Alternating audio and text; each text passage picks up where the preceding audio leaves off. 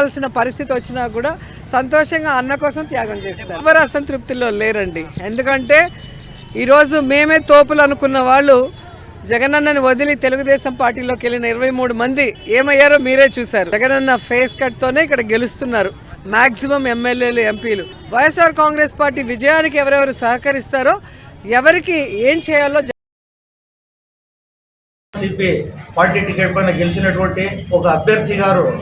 ఆయన పార్టీ మారిన తర్వాత దిక్కు మొక్కు లేకుండా దిక్కులేని నావలాగా ఉన్నటువంటి వైఎస్ఆర్సీపీ పార్టీని తన భుజస్కంధాలపై వేసుకుని ఆర్థిక పరంగా అయితేనేమి, పార్టీ పరంగా అయితేనేమి, కార్యకర్తలకు నేను ఉన్నానని చెప్పేసి భరోసా ఇచ్చిన మా నాయకుడు సిద్ధారెడ్డి సార్ గారిని ఈరోజు పూర్తి స్థాయిలో విస్మరించి,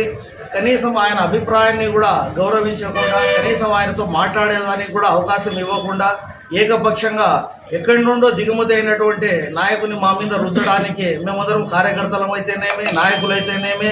జెడ్పీటీసీలు అయితేనేమి, ఎంపీపీటీలు అయితేనేమి, ఎంపీటీసీలు అయితేనేమి, సర్పంచులు అయితేనేమి, కౌన్సిలర్లు అయితేనేమి, ప్రతి ఒక్కరూ ఒక్కొక్క హోదాలో ఉన్నటువంటి వైఎస్ఆర్సీపీ కుటుంబ సభ్యులు 6 మండలాల్లో గాను నేటి నుండి వరుసగా మూకుమ్మడి రాజీనామా